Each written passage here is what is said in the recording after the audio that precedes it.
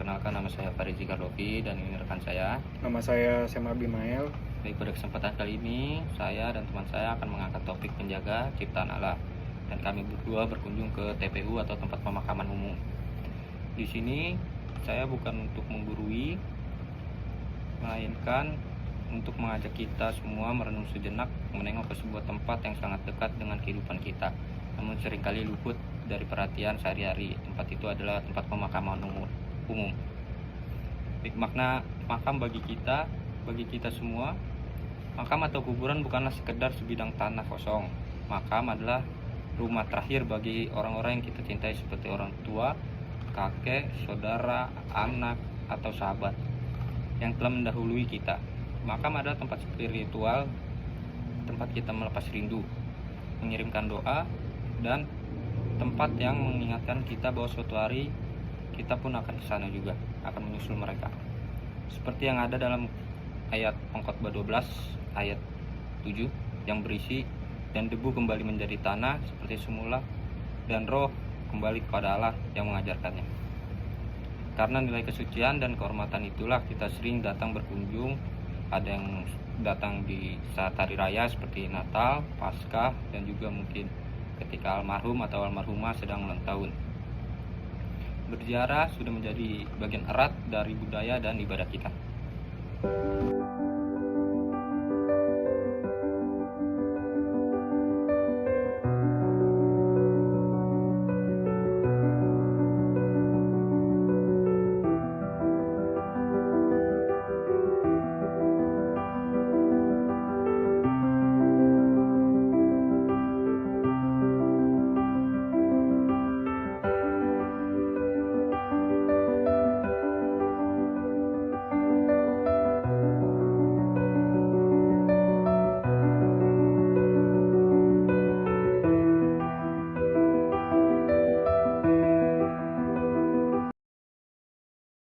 Dan ya, ironinya, plastik di atas tanah suci seringkali mata kita disuguhi oleh pemandangan yang menyedihkan.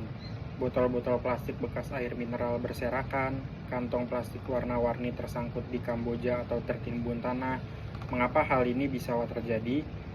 Kita datang membawa niat yang sangat mulia, membawa air dalam botol plastik untuk menyiram makam, membawa bunga yang dibungkus kantong kresek, atau membawa cemilan dan minuman karena mengajak keluarga besar. Niatnya baik, sangat baik. Tetapi sayangnya, kebaikan itu seringkali tidak tuntas. Setelah air disiramkan, botolnya ditinggalkan begitu saja di atas nisan. Setelah bunga ditaburkan, kantong plastiknya dilempar ke semak-semak.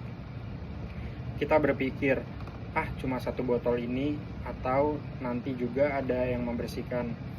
Bapak atau ibu dan saudara-saudara sekalian, jika dalam satu hari ada 50 orang yang berpikiran sama, maka dalam sehari ada 50 botol plastik yang mengotori makam dalam sebulan. Ada 1.500 botol plastik ini tidak bisa hancur dalam setahun 2 tahun. Butuh waktu ratusan tahun agar plastik bisa terurai. Akibatnya, rumah terakhir orang-orang tercinta kita berubah menjadi tempat penampungan sampah visual yang kumuh. Dan yang bisa kalian lihat berikut video saat ini yang ada di pemakaman tersebut.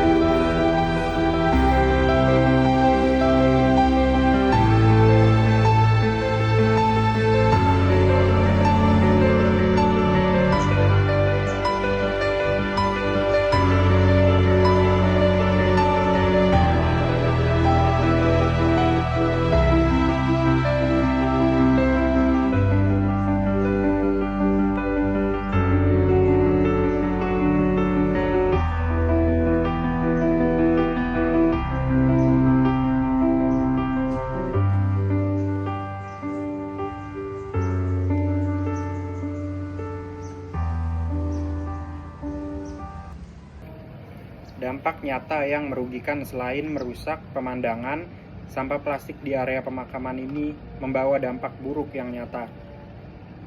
Sarang penyakit, botol plastik yang terbuka atau cekung dapat menampung air hujan. Air yang tergenang ini menjadi tempat ideal bagi nyamuk Aedes aegypti untuk bertelur. Kita berniat mencari berkah dengan berziarah, tetapi pulang-pulang malah membawa risiko penyakit demam berdarah bagi warga sekitar, menghambat kesuburan tanah. Plastik yang tertimbun di dalam tanah makam akan menghalangi air meresap dengan baik dan merusak struktur tanah. Rumput-rumput hijau yang seharusnya memperindah makam justru mati karena akarnya terhalang plastik. Beban pengelola makam, petugas kebersihan atau penjaga makam jumlahnya terbatas. Mereka tidak akan sanggup memungut ribuan plastik setiap hari jika kita sebagai pengunjung tidak ikut bertanggung jawab.